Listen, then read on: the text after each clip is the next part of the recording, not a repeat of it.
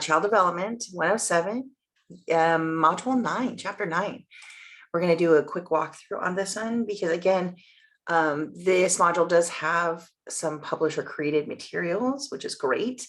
Heads up, the last unit, I think she's the publisher or the author. She has younger children, so she didn't quite get to the adolescents. But again, I had mentioned previously, we're all a little bit more closer to adolescence than we are to toddlerhood. So even if you're a return student, an older student, or we still kind of remember the teenagers, right?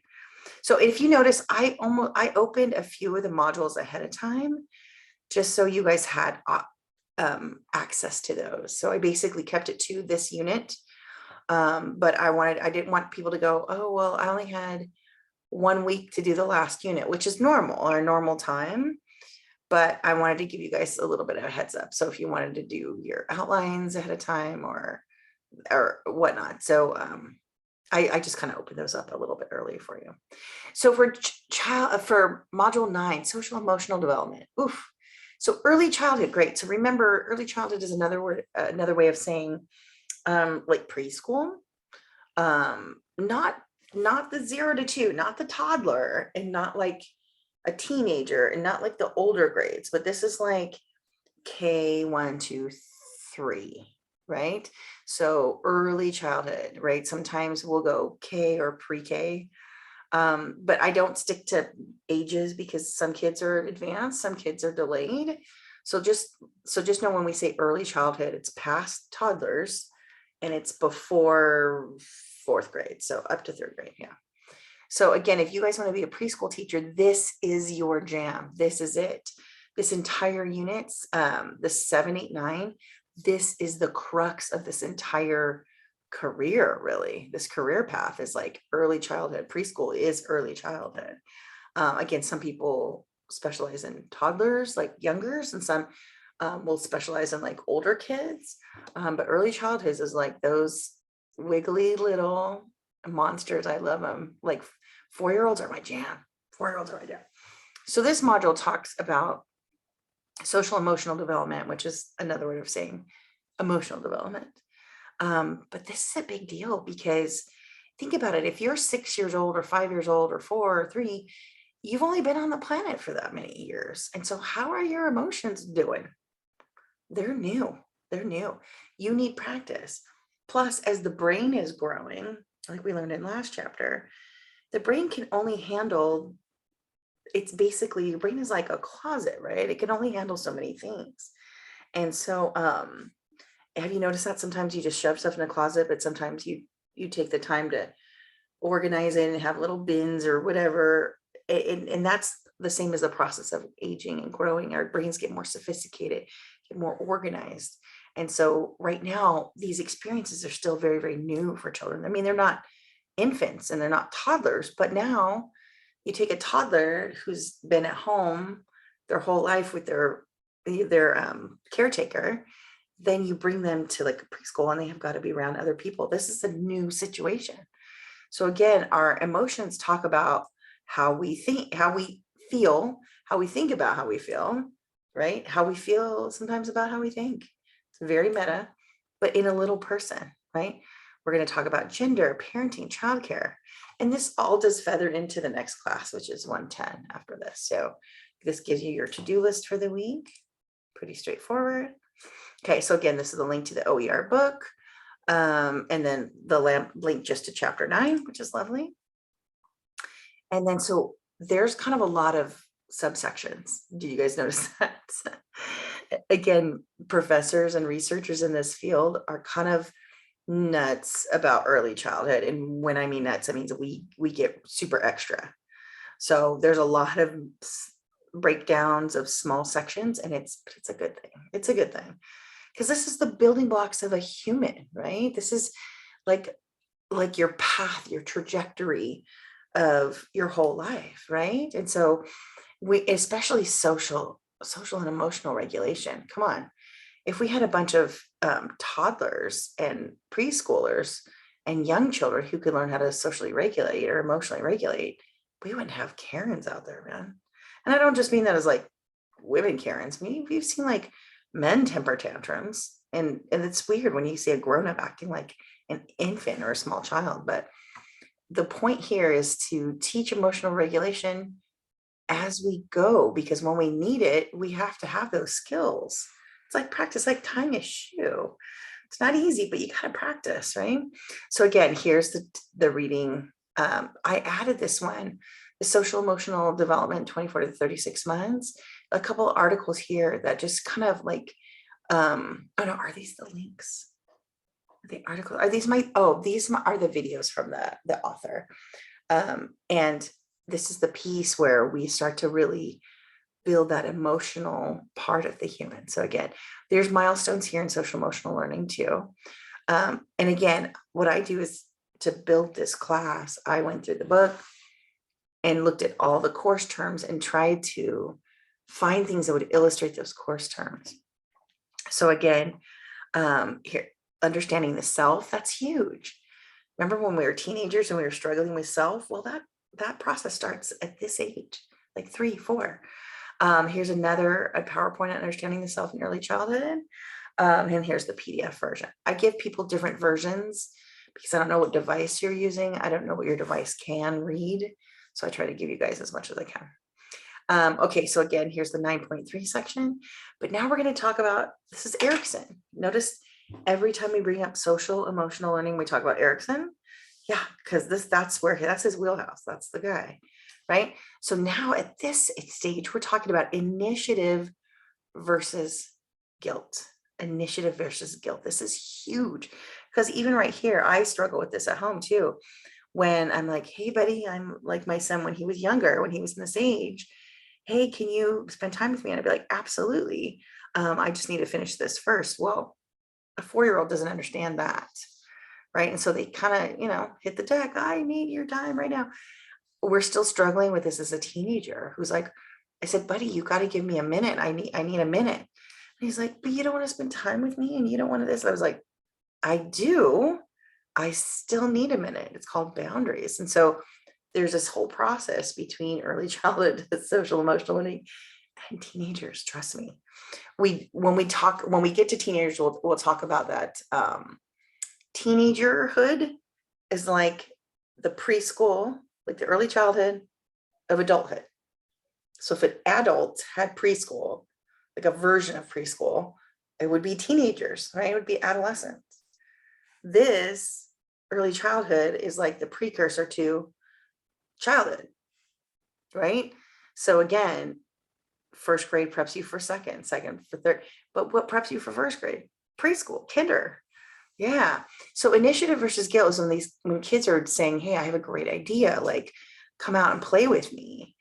And then basically this other person it doesn't have to be a parent, it could be another peer that says, no, I don't like that idea. I don't want to do that.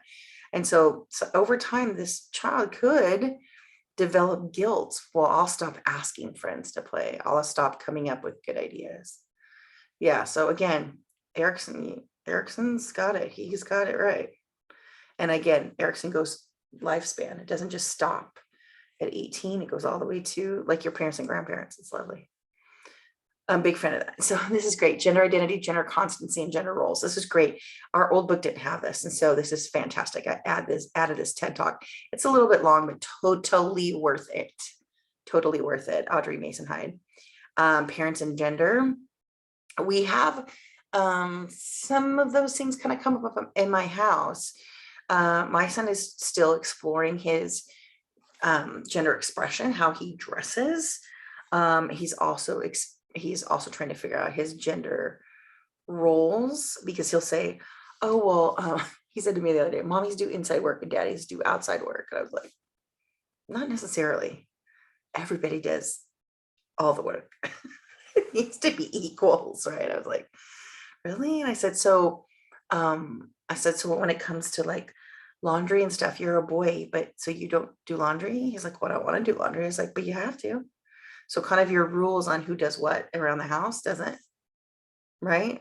And maybe back, 50 years ago, that was true, but not anymore. Like I have plenty of outdoor power tools. I own my own chainsaw. So there's this piece where kids are learning it younger. And technically right here, Audrey Mason Hyde is a little bit old. We call this middle childhood right here.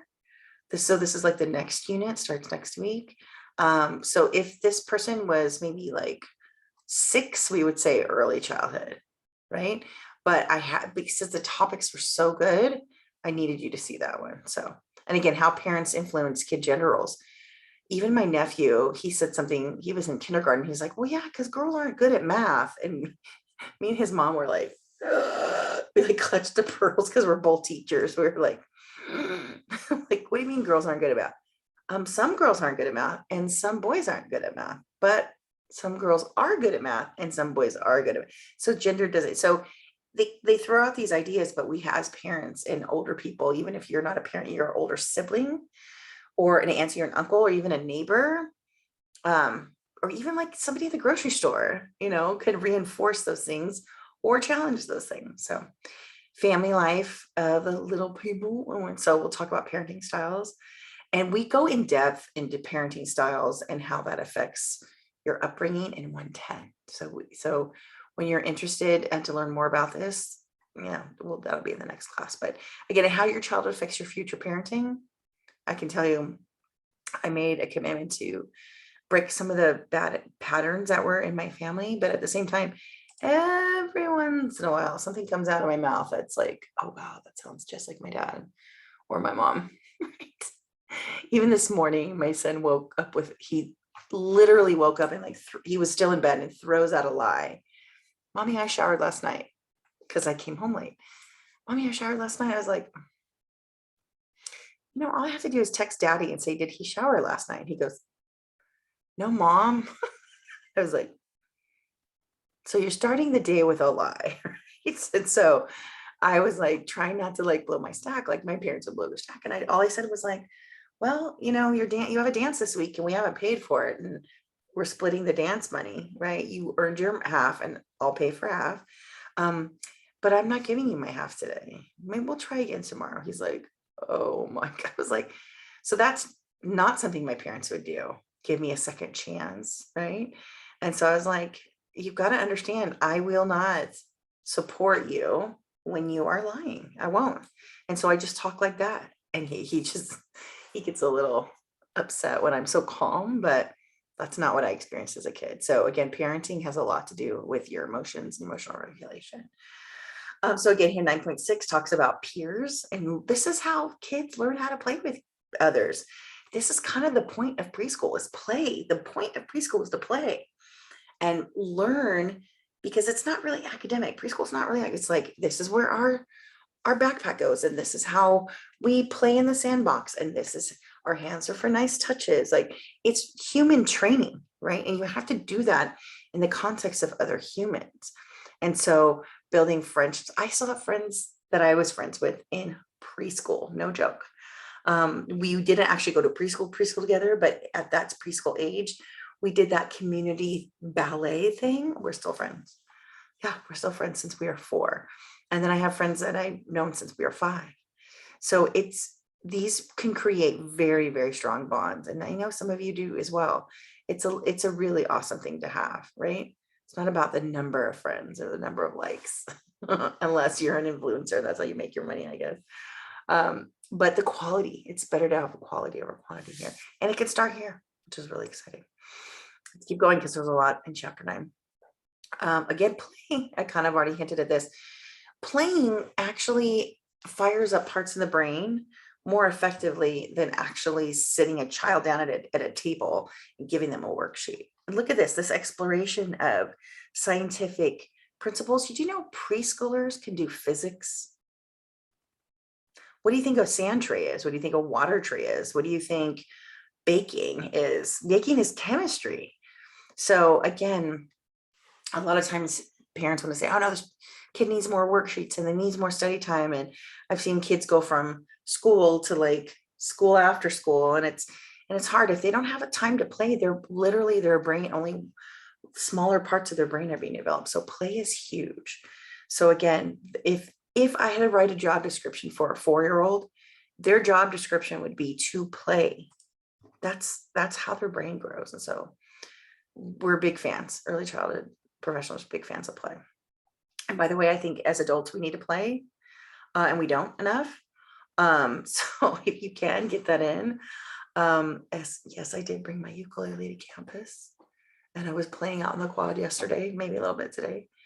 Yeah, I mean, and I don't mean playing like an instrument. I just mean be silly and play and learn and have fun, do art. I'm also hosting some art workshops this month too. So look at the flyers that came out this week for Mental Health Month. And so please join me if you can. They're live in the classroom. I'm excited.